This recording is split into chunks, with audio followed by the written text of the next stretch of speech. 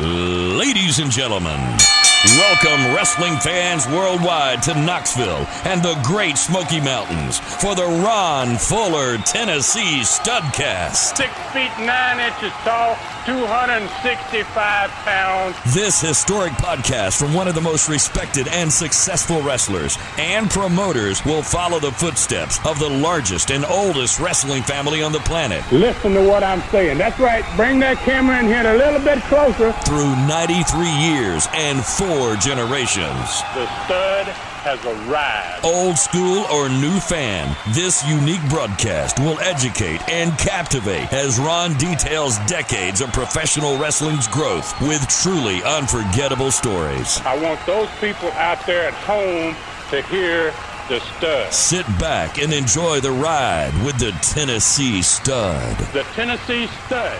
You will learn that name. You will remember it. And now, the stud is here. All right, sit back, settle in. Here it comes. It's another Studcast with the Tennessee Stud, Ron Fuller. Hey, everybody, welcome in. I'm David Summers, and this is the story of wrestling in America as told by the Stud, whose family started the profession over 100 years ago. So now, let's step back into the ring, back into time as we get wall-to-wall and treetop tall with the Tennessee Stud, Ron Fuller. All right, Ron, welcome in. There's a lot to talk about this week. You know, we've talked about Kevin Sullivan. You've had some really great numbers the last couple of weeks, especially when you're reminiscing about old friend Kevin Sullivan. Yeah. I mean, obviously Kevin was a real star, and we're sorry we lost him at an early age. But it's been quite a remarkable, man. Last 2, 3, 4 episodes have just been biggest ever. It just keeps growing, man. I don't know how to explain that, actually. You know, as I mentioned a couple of times while we were doing your tribute, he was one of the first wrestlers that I knew of by name, saw on TV as a young man, and I didn't realize he was kind of a short guy. How tall was he actually? Oh, he was less than 6 feet. I Yeah. guess he was probably about 5'10". Yeah, Maybe around 5'10". that sounds right. But man, that dude could scramble like a wildcat. I'm telling you that. We're gonna miss him. Hey, I tell you, I can't help but open up today with the fact that this is episode number 364, the 364th Studcast, and the end of 7 years. Today wraps up 7 total years that you've been doing these on a weekly basis. That has to be some kind of a record for wrestling podcast, and maybe even podcast, period. I have no idea about that. Yeah, well, I don't either, man. And to me, it doesn't seem like it's been that long. I'd have to say that, I know. What really strikes me most is the fact that Studcasts are more popular now than ever. I mean, wow, I can't believe it, but the longer I'm on, the bigger the audience gets. I must be doing something right, I guess, Dave. Well, I think there's no doubt about that. When fans go to your website, tnstud.com, and they look at Studcast, they have to scroll down and down and down and down for a long time to get to the latest one. All the different photos alone, because there's a photo associated with every Studcast. So all the different photos alone on almost every one of these episodes offers a spectacular historical ride in and of itself. So here's a fact to really blow fans' minds. At your present pace, you are maybe only halfway to the end of the ride. Hey, yeah, I think that's true. Yeah, I mean, it's a crazy thought, isn't it, Dave? I mean, one I've really not considered much, but when I think about it, what lies ahead are probably the best years of my entire career. We're going to get into Southeastern's best years for sure. Then we're going to get into the creation of CCW, Continental Championship Wrestling. Mm-hmm. That's going to become one of the largest wrestling companies in history. And then my career don't actually end until 1988 with the USA Championship Wrestling. You know what? You started this thing, so you're going to have to finish it. To me, it sounds like a lot to look forward to. And speaking of that, where are we going to ride on this Studcast? Well, I want to begin by finishing our discussion last Studcast of the unique relationship we were going to create with that powerhouse television station in Birmingham, WBRC Channel 6, and why we were willing to pay basically for play, which I'd never done before. So I'm going to start with that, I think, for sure. All right, one thing I do remember is it had a signal positioned where it is in the state, the center of the state, basically, if you're looking east to west. It went from border to border, into Mississippi on the west, into Georgia on the east, and almost into Tennessee on the north. So what a signal and what a coup to land that. Yeah, well, I mean, you're obviously paying attention, Dave, but it really did go wall to wall when you were looking at it. And what I failed to mention was two important elements of our deal with this station. And the first element was something very different and something I wasn't happy with. The fact it was the only television station I ever dealt with that I had to pay for airtime. And it was not a huge amount of money, but it was just the idea that we had to pay something at all that I wasn't accustomed to. Kind of bothered me. I kind of got you on that. I mean, but what was the reason for requiring you to pay for the time? And how is that different from other TV stations that you dealt with? Well, when you're sitting and talking to the GM, he wants to brag a lot about the power of his station and the power of his signal and how far out from Birmingham it reached. That's a pretty good reason to start with. And he did have a powerhouse signal. There's no doubt about that. And we had just purchased the rights to the city of Birmingham alone.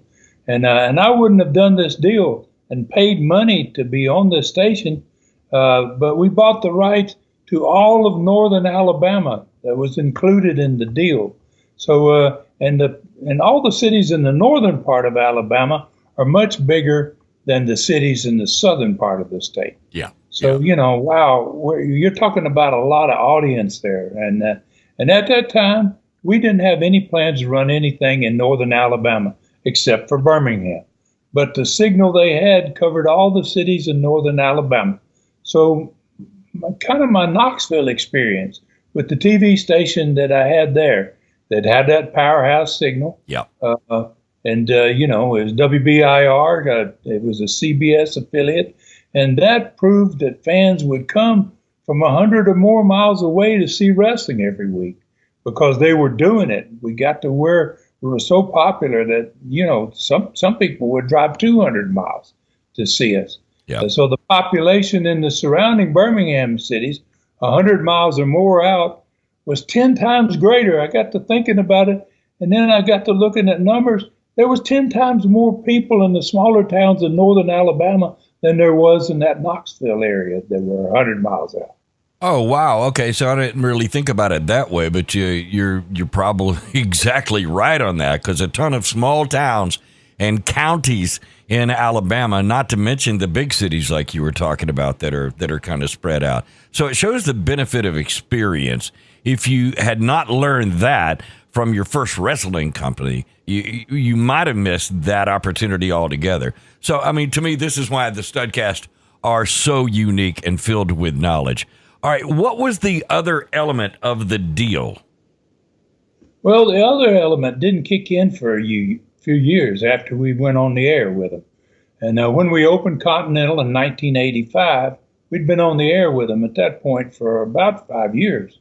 And so we started to run a lot of the cities in northern Alabama, and more so than in the southern part of the state. We kind of moved south with our focus, and we got an extra punch of advertising then from being on WBRC, because all those cities that we were going into were larger cities, and they were going to be strong because they had been seeing that program for 5 years. So it was a great deal for us to have once we decided to move a little further north in Alabama and focus up there. Yeah, gotcha. So I can see why you wanted to point those things out today. That TV station, even though you had to pay what you had to pay, must have paid off big time over the course of the years that you were on it. So another one of those interesting perspectives, I guess you would say, that are not part of most wrestling podcasts. All right, so are you ready to ride into Tennessee for their card? Let's go to the Knoxville Coliseum, Thursday, August 21st, 1980. Take us back in time, Stud. All right, man. So the ad for this one in the newspaper there, which is what I'm going off of, and the ad had 5 matches on it again, and didn't have the 6 that I recommended for them, but they weren't going to go to that 6 matches, I don't think. So the first match was Big Red versus Jim Nelson. Second match was a guy named Mike Davis against Gerald Finley. Then the third match was people I started to recognize. Terry Taylor was facing Stan Lane. Mr. Wrestling 2 and Chief Wahoo McDaniel were going up against the Assassins. And the main event was a special tag match. It had Maniac Mark Lewin and the Great Mephisto. They were wrestling Abdullah the Butcher and our boy, Kevin Sullivan. All right, one of the things you do so well, I think you're going to do right here. Break it all down for us, Stud. I have to admit, man, I don't know anything about any of the 4 guys in the first 2 matches. And I think as a booker, when you begin to put all new guys in your first 2 matches, especially in the market was having the problems that Knoxville was having at that point, trying to get off the ground, and you couldn't you needed to get back on track, man, and it showed you weren't starting. It looked like to me kind of that Ole was kind of getting ready to give up on things. Wow. When you start taking 4 guys I never heard of, the first 2 matches mean nothing to those fans. Yeah. So, I was thinking, come on, Ole, you got to do better than that. So there was no championship matches, grudge matches, and on this card at all. Only a special tag match, which was advertised in the paper ad for this card, and that automatically said, basically, since there's no special matches, there are no special things on this card. You gotta promote. You got to make fans interested. You gotta get them wanting to see these matches. Sometimes just a championship match means a lot more than just a regular tag match. So the third match was probably the best match of all on the card. I gotta feel Terry Taylor, who was a great young wrestler, against Stan Lane, who's about to come into Southeastern down in where we are in 1980. But those 2 guys were great talents, young guys, but they'd been around a while, and I think that might have been the best match on the card. And then let's get back to this weekly Assassins versus Mr. Wrestling 2 match. I mean, it just keeps coming with all these combinations, and some of them were, on the last. There'd been 8 weeks in a row that Mr. Wrestling 2 in some combination had wrestled against the Assassins. And either a single match against one of them or in tag matches. So again on this one, Mr. Wrestling 2 had another new partner. I mean, imagine that, and just the normal tag match too. There are no belts at stake, nothing special basically, or anything else that's going to really make it interesting. So the best part of this match, though, I guarantee you had to be Mr. Wrestling's partner, Chief Wahoo McDaniels, who was a phenomenal wrestler. I'd always wanted to get Wahoo in my crew. I mean, I really, really had a lot of respect for Wahoo. And I'm sure he made that match probably a pretty decent match. And then we talk about the main event there, and it was so-called special tag. And that was what the big deal was for it.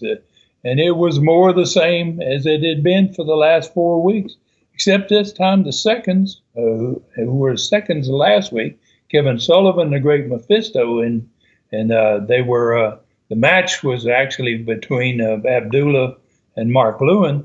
This time they're going to be in the ring.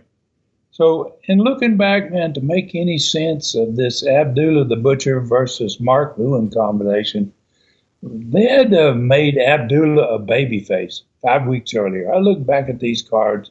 and I saw the cards where Abdullah was definitely a heel, and then he switched over, and all of a sudden Kevin's involved with him. I have a feeling that they turned Abdullah when maybe, and about 5 weeks earlier, I looked, and Abdullah was partners with Mark Lewin. I have a feeling that they turned Abdullah babyface that night. And it was a match in which Abdullah and Mark Lewin were wrestling against Kevin Sullivan and Austin Idol. So judging from the crowd sizes, though, since that night, that turn didn't work, man. I mean, it did not do what they wanted it to do. Wow. So, again, all this fascinating stuff that you're throwing at us is really cool. So how about the crowd size for this particular night? Well, I don't remember if I gave the crowd size last week, but I look back, and it was a 2,400 last week. And this time it fell off 200 more. It had been dropping and dropping and dropping, and this one fell to 2,200. And at 2,200, that was the smallest and the worst crowd that we had ever had in Knoxville was bigger than that. Wow. So it just seems like it's getting worse every week for the Knoxville team. So can you give us the Southeastern Gulf Coast card now, maybe on a more positive note for that same week as the Knoxville show? I think last week you said the Mobile event was going to be in the big main arena for Mobile.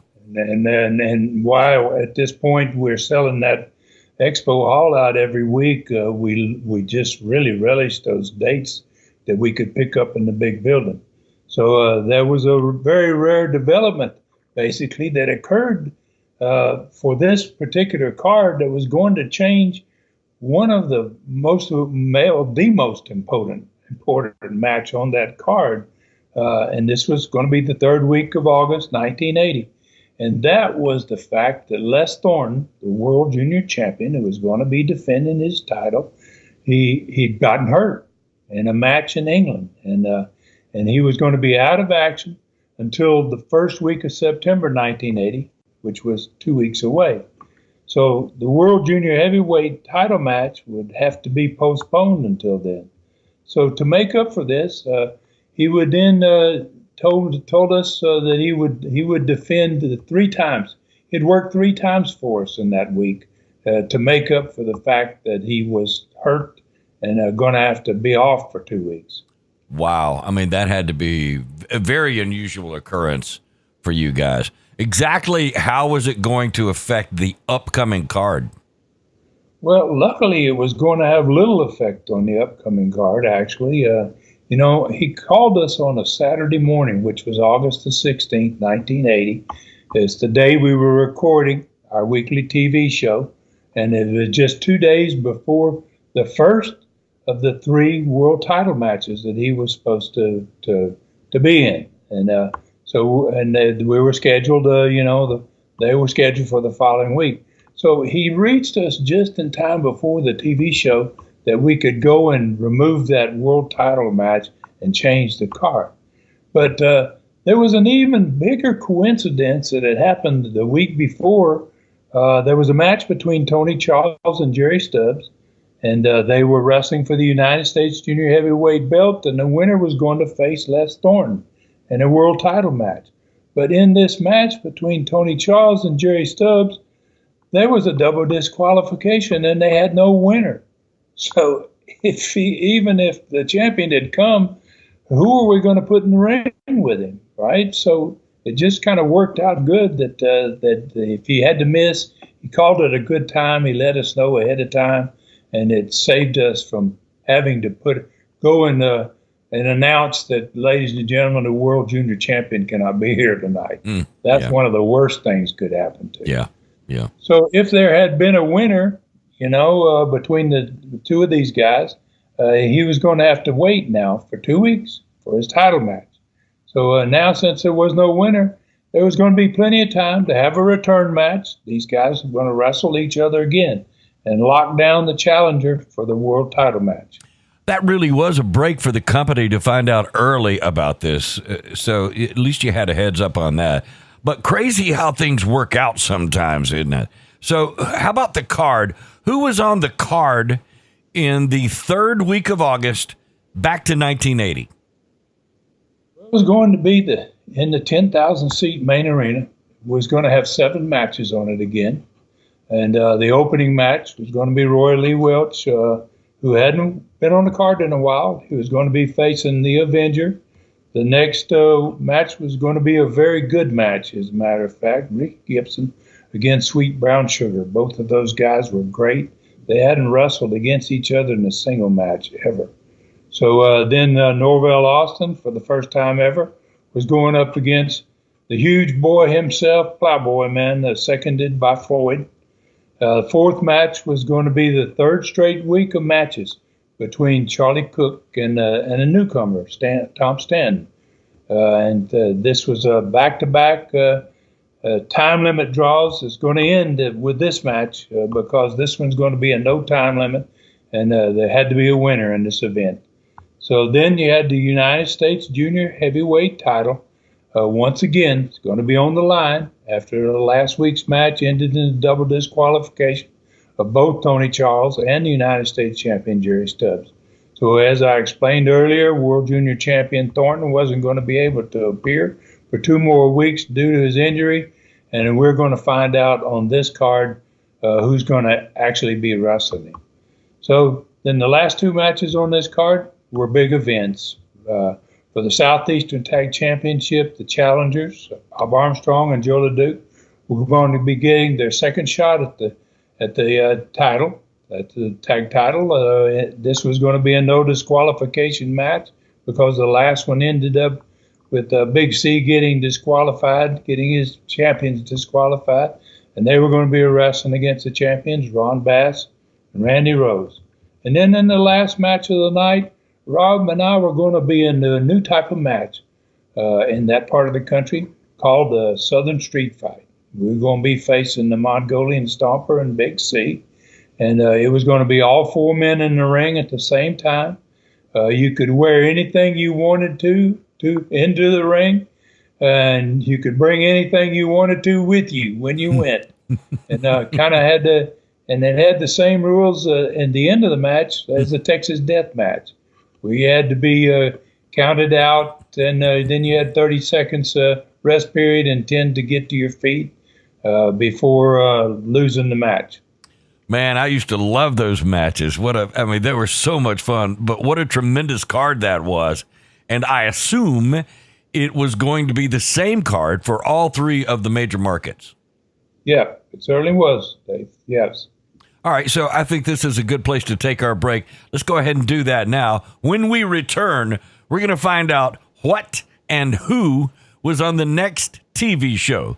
That's coming up when this Studcast continues. Hey, everybody, David Summers once again, and I just want to thank all of the fans on behalf of Ron for your amazing support for the last 7 years with now 364 of these Studcasts. It is a truly amazing number of 1-hour podcast in any form or about any subject matter as far as that goes. We have some of the greatest fans in the world, and it's you, the fans, that make all of this possible. Ron puts his heart and soul into every Studcast, not counting the extensive cost of each episode. He is right now in the process of upgrading the quality of each one by adding several new additions to the traditional Studcast. You're going to be hearing more about this in the coming weeks. Just wanted to say thank you in advance.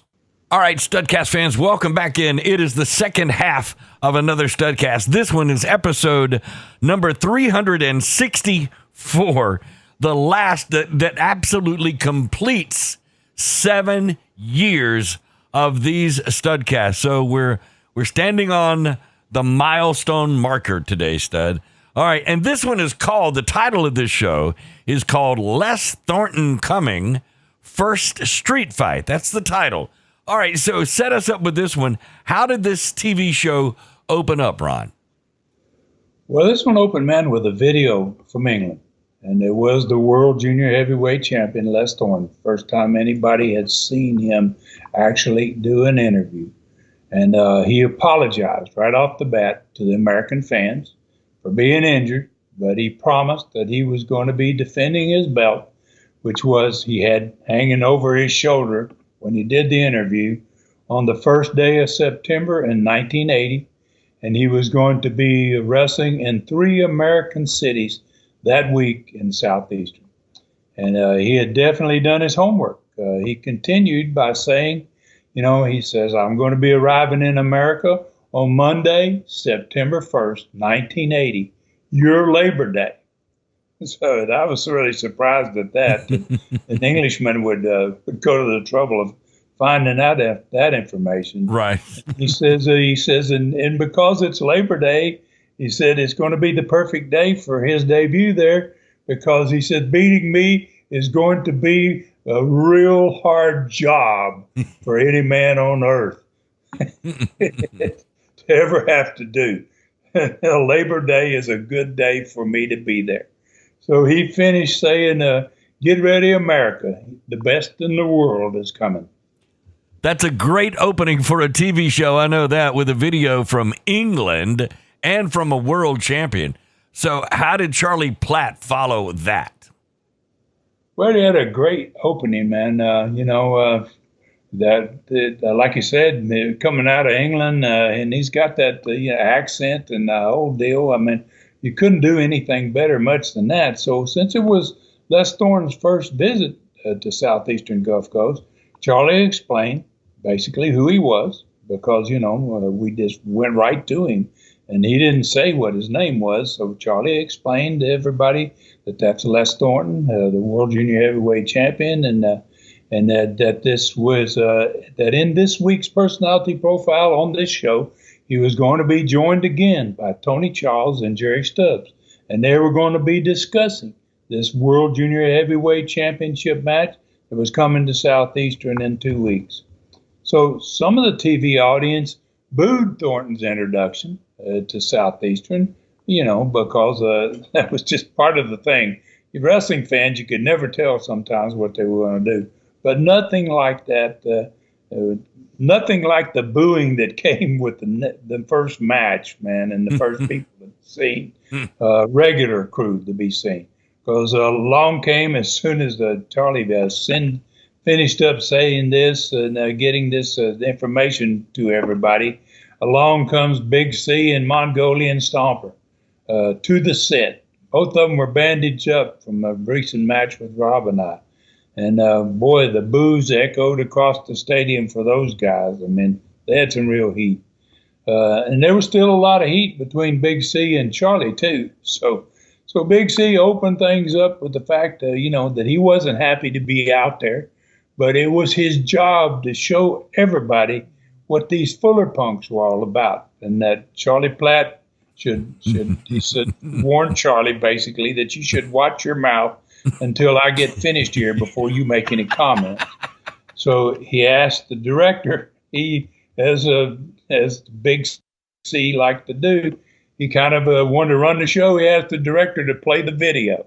And it didn't take long for the fans to get the idea of why both guests were taped up, because all 4 of us in this match from the week before ended up bleeding. And so Big C called us, he had a new name for us. And this one, he called us Southern Trash.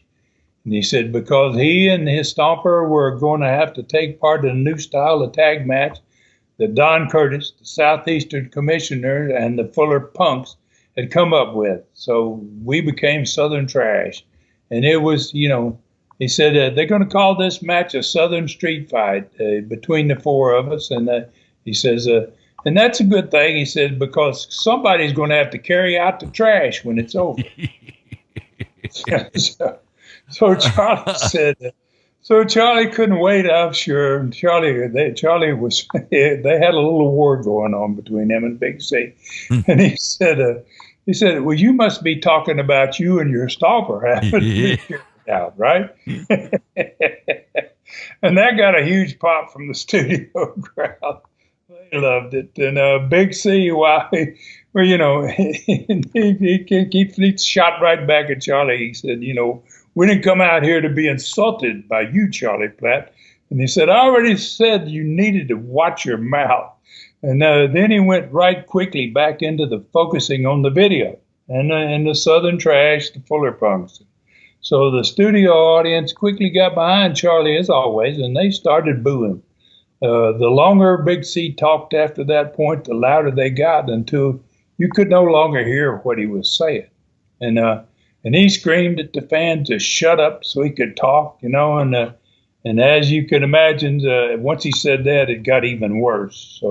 So he hadn't been out there for more than, say, 2 or 3 minutes before he just started shoving the Stomper back toward the dressing room and screamed back at Charlie. You could hear what he said. He says, these fans are just as obnoxious as you are, Charlie Platt.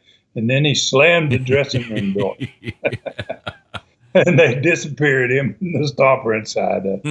So Charlie asked the director to stop the video for the announcer to ring the bell. Then, let's get our first match started. All right, so who was in that first TV match? Well, it was Rob and I. And, and we were as patched up as the Stomper and Big C were. That last tag match we had was a nasty match, man. But it was nothing compared to what was going to be coming in this first ever Southern street fight. And it didn't take long for us to win our tag match on the television. And we won. We both put Fuller leg locks on both the guys we were wrestling. And obviously we got 2 submissions there real fast. And then when we went to the set with Charlie, we took up where the Big C had ended with an explanation of basically told the fans what the Southern Street Fight's all about, since it was the first one ever in Southeastern history. And we explained how we were going to be able to wear anything we wanted into the ring. And I said, even our cowboy boots, and then we're going to be able to use them too. Right? In other words, we're going to be using some sharp-pointed boots and big heels stomping that. Wow. These Southern street fights were wild, and I said, we can carry any objects that we want into the ring, and I suggested, we might even, Rob, go get ourselves a black glove made, like Big C, and so we'll have something to put upside his head for a change. And the studio popped on just about all those ideas we had, and the territory was about to get a wild new kind of match the next week. Okay, so, I love those matches. They were so much fun to watch. And really a great way to open up a TV show. So move on to the next one. Who was on the next one? Charlie Cook was in the next TV match, and his opponent for the next week was this new guy, Tom Stanton. And Cook and him had 2 straight time limit draw matches, and now the upcoming match was going to be a no time limit one. But we're actually going to see who's going to win this match between Cook and Tom Stanton. And Tom Stanton joined Charlie at the set. It was the first time anybody had ever heard him do an interview or talk on TV. And we were all impressed, man. Bob and Rob and I, about how good this guy was in the ring, and we were about to find out if he had interview skills too. So and he was not your normal heel. He didn't come across as one either. He spoke intelligently and respectfully of Charlie Cook, as Charlie Cook's wrestling there, and he complimented him on his professional football background. And then when Charlie won the match, he left the set and went in the ring and shook his hand. I was like, wow, the guy's got. You don't know what's he all about yet, Right. He was so totally different. I was looking forward to it, and so was Rob and Bob to seeing this next match with him. All right, so in this upcoming match was Charlie Cook's 3rd match with Stanton, and he had not beat him yet, which said a lot about Tom Stanton's ability. So I think Charlie had said earlier in the TV show that the personality profile was going to be with the same 2 wrestlers as last week, if I remember that correctly. Yes, he did mention that he was going to be talking to Tony Charles and Jerry Stubbs in the profile. And, Stubbs was still the United States junior heavyweight champion, and they both sat down with Charlie at the set again and promised to behave themselves just as they did the week before, and they did behave themselves. And this was another one of those very interesting profiles.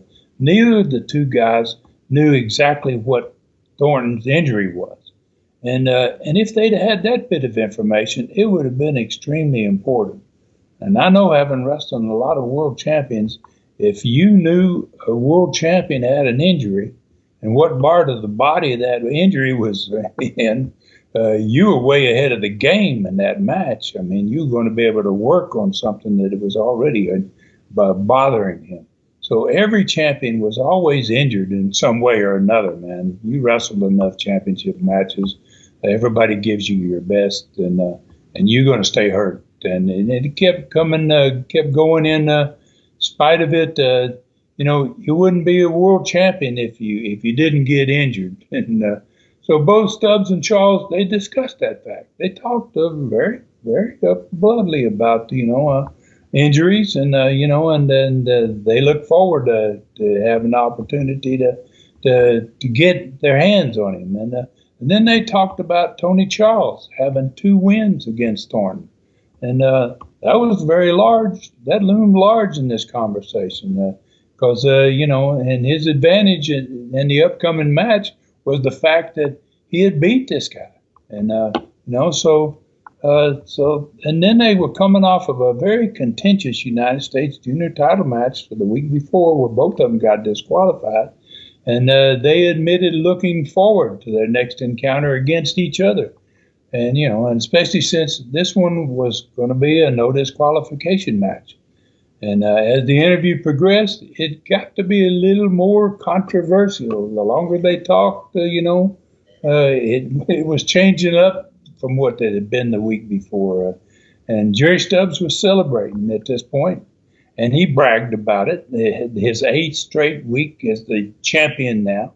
And although, in 8 weeks, nobody had beat him, he had only been against Tony Charles in 1 match during that 8 weeks. So it had ended up in, like I said, a double disqualification. And Charlie pointed out, if Les Thornton had not been injured, neither of them would have gotten this title shot with Thornton because neither of them won the match. And so this upcoming no disqualification match was going to be extremely important. It was going to ensure the challenger was going to be stepping up for the first of 3 world championship matches on September the 1st, 1980. Then Tony pushed the point. And the reason for the no disqualification match, telling Stubbs that, he said, Jerry Stubbs, he says, you're not going to get away with using anything out of that wrestling booth. It's a no DQ, right? And then he says, and I'm going to win back my United States belt, man, that you stole from me basically 2 months ago.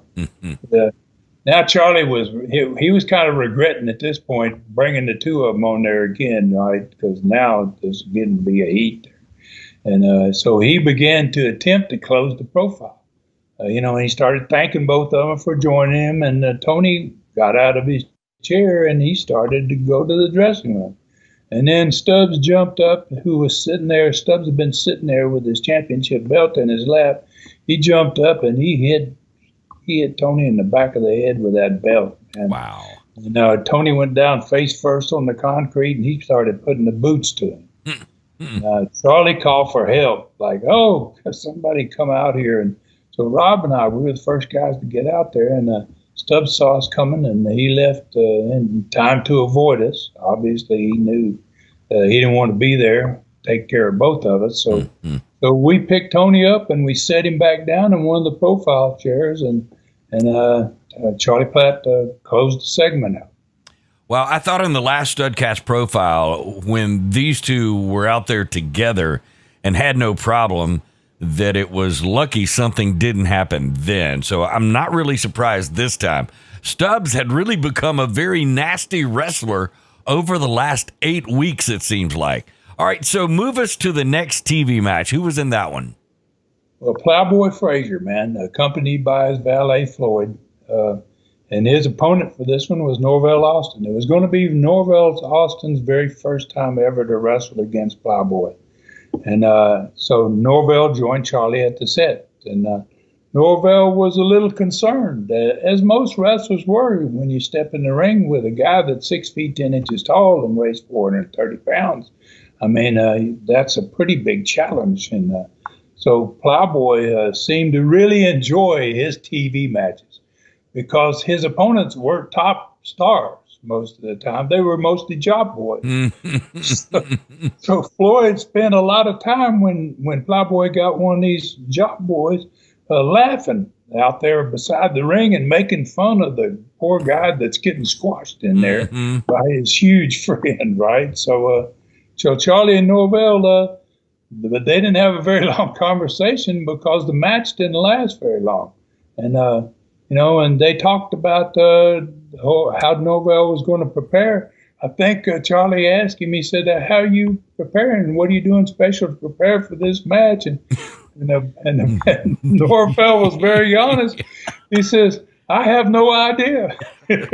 Would anybody have an idea about that? I mean, how would anybody prepare for a match with someone of that size? I mean, that's incredible.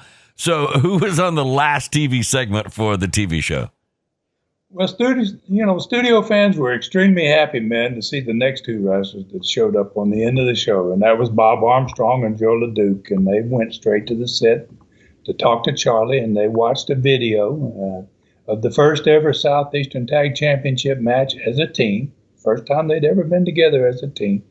And they were against the new tag team champions, Ron Bass and Randy Rose, managed by Big C. And the video was only a couple of minutes long, and it was filled with both of those guys kicking butt, man. And Bob ended up putting a sleeper hold on Randy Rose, and Joe slapped a bear hug on Ron Bass about the same time. So almost everyone knew at this point they'd seen this happen enough to know what was coming next. Big C entered the ring. He loaded his black glove, and he hit both of them in the back of the head, plain sight of the referee, intentionally to get his men disqualified and save their belts. So obviously the next step for Bob and Joe was to get another championship match, as they did, and this time to eliminate Big C's interference. It's going to be a no disqualification match in which Big C wasn't going to be able to save his team from losing. So, so that is exactly what was going to happen the next week. The studio crowd made it clear what they thought about the idea. So, they're going to have a much better chance to win the championship the following week. Okay, Stud. So who was in the last TV match of the day? Well, the Southeastern Tag Champions, Ron Bass and Randy Rose, obviously managed by the Big C. And you can imagine what kind of reception they got, man, from the studio crowd. And so Charlie asked Bob and Joe, would they like to stay with him at the set to watch the match? And they accepted the offer. A lot of times lately, guys had turned down the offer to stay and watch a match, but the two of them had no problem with that. So the champions weren't going to have an easy day of it in this TV match. They were going to be wrestling against Ricky Gibson and Roy Lee Welch, which in itself was a darn good tag team. And at the end of the TV show, there was a very good win that the champions got over Roy Lee Welch. That was a tough one for him, and that's the way it should be. It's a great way to end the TV. Like a loaded baked potato, that was a loaded TV show. So what happened in the arenas the next week after all of this?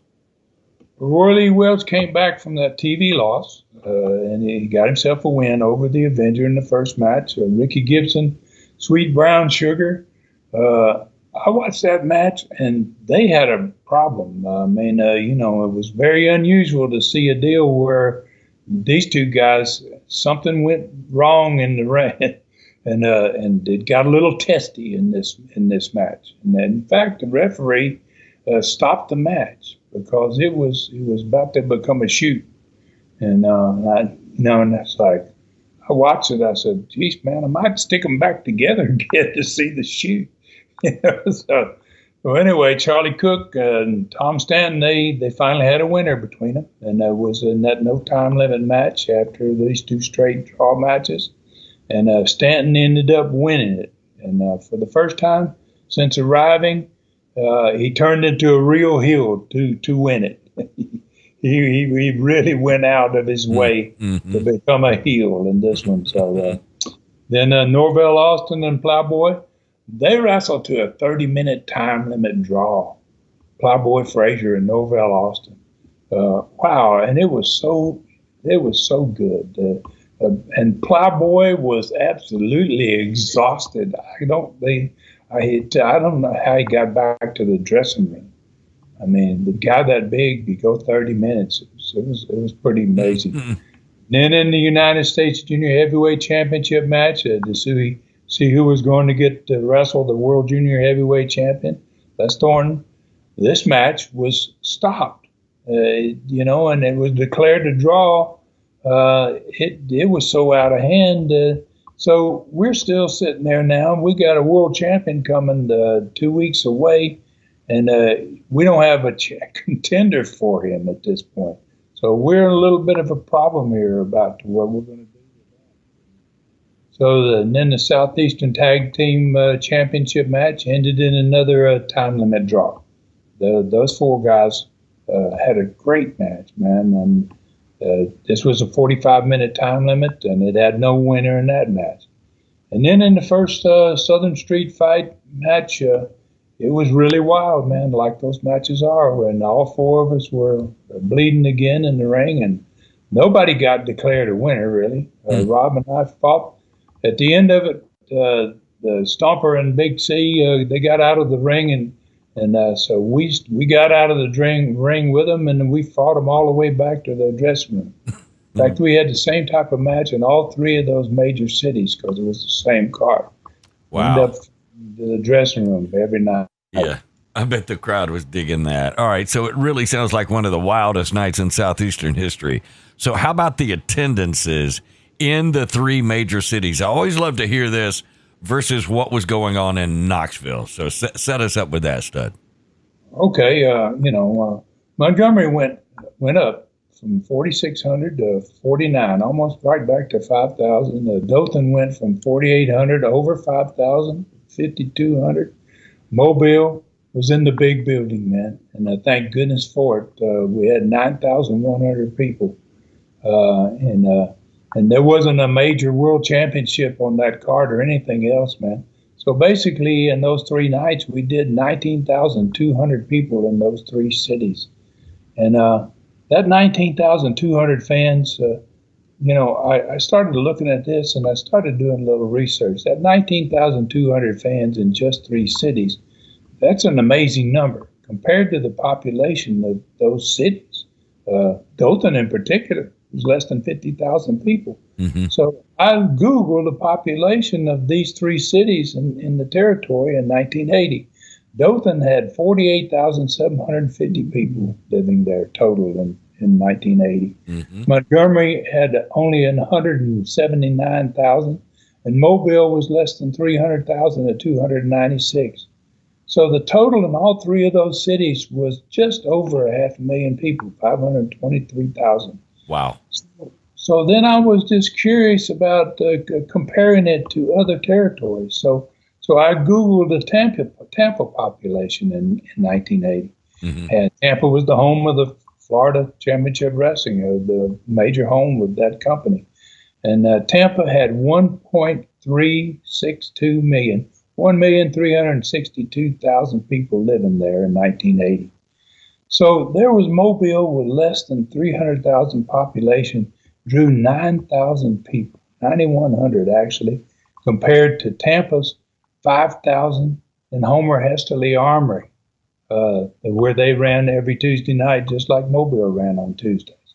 So that meant that almost twice as many people it was in Mobile's building as Tampa's building, even though Tampa had a population 4 times larger than Mobile.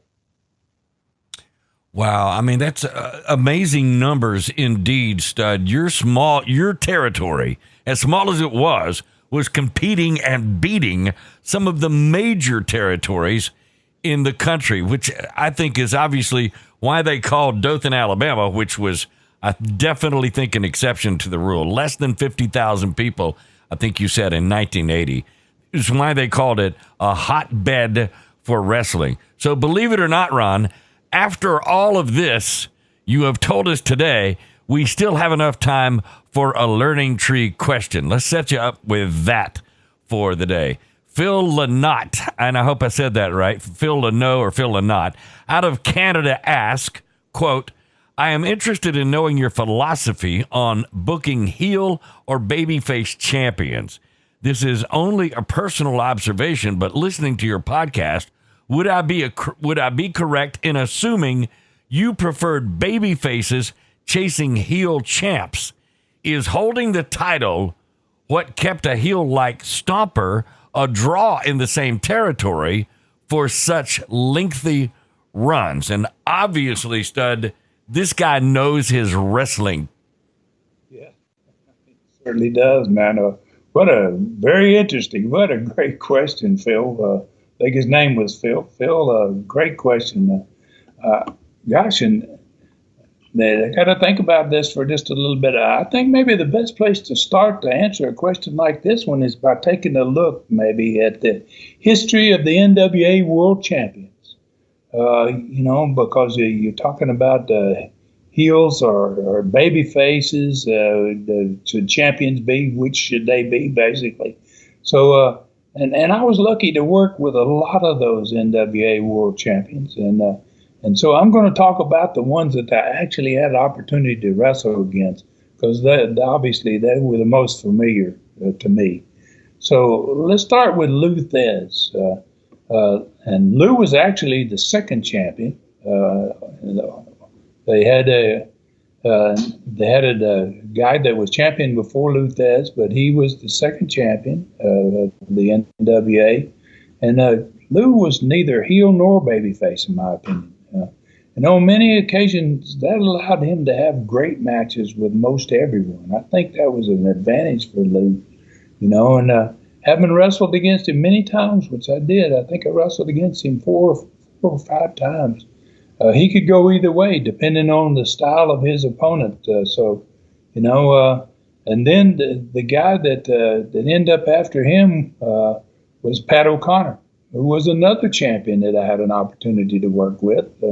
He was predominantly a babyface, and he was not certainly as proficient at healing as Lou Thez was. That's for sure. I mean, Lou could wrestle with either babyface or heel. Then along came Gene Kaninsky.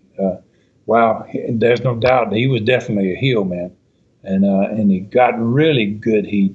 Gene Kaninsky was a terror. He was a hoss to work with. Roy Funk Jr. was after that, and he was a lot like Thez. He could go either way, and he could make you look good right up until he beat you, right? I mean, and he was not a puncher or a stomping type of heel. When he did heel, he used a forearm as a heel weapon. I mean, he got heat hitting you with forearms. And there wasn't many guys that could get away with that in wrestling and get fans to enjoy the match. But Dory Jr. He was very, very good at what he did. After that one came Harley Race. Jeez, he was the consummate heel, man. He was believable. And though he always won, he always made guys look good, man. Especially, as a babyface. He just, I doubt he worked with many heels. When you had a champion like Harley, you didn't book him against a heel. You wanted him to work with baby faces. And, so he really did his role very well. After Harley came Jack Briscoe, and he was obviously a babyface champion, and I doubt he worked with many baby faces during his time as champion. He worked a lot of times with heels. That was very strange in anybody's territory to have a heel wrestling against your world champion. But in Jack's case, it worked for him, and he had great matches with whoever, and if he worked with a baby face, if he worked with guys that could really wrestle, oh, wow. His matches were fantastic. After Jack came Terry Funk, man, and there again, he's a legitimate heel for darn sure, and a great one. You never knew what to expect from Terry. And I doubt he worked with many heels either, probably he had some good matches with them. If he got booked with them, I'm sure Terry had great matches with whoever he was in the ring with. Long came after him Ric Flair, basically, and he was another great heel champion. I worked with him and Harley more than any of the other guys, and they were both fantastic in the ring and wonderful guys for the business. Both of them great interviews, good guys that really gave great image to the business. So basically, that's 4 out of 8 NWA new NWA champions that worked as heels, and I mean really heels, nasty heels. Yeah. And the others could be a heel if they needed to be, in order to get the job done. So basically, Phil, my philosophy as a booker was definitely to have heels wear the belts most of the time, and you couldn't afford to beat your heels champions very often. I mean, you wanted to keep that heat, and if you did. If you beat them often, they lost their heat, and heat on your heels, that's where you made your money in wrestling. If you had hot heels and nobody could beat them, you were going to draw big money. And I think he spoke of Mongolian Stomper in particular, Archie Goldie. Yeah. And as you mentioned about Archie, it was a perfect example of why you didn't want to beat your heels. Archie had long runs, like you said there, Phil. He had great runs as champion, but he didn't get beat very much, and that was the secret. So thanks for your question, man, and I hope I've answered it. Wow, I think you did in great detail, and that was really, really cool. And there you go, another great ride, Stud. History everywhere from start to finish on this one.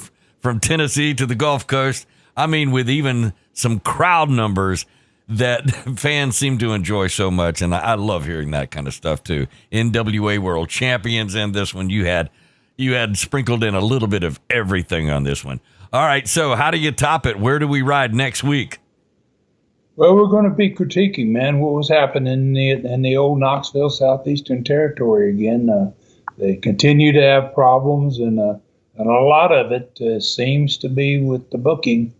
And then we're going to head back to Alabama, and we're going to keep that fire lit down there, man. And we're going to stay down there in that southeastern Gulf Coast, in that territory. We'll talk about the TV. We'll talk about the results of the matches.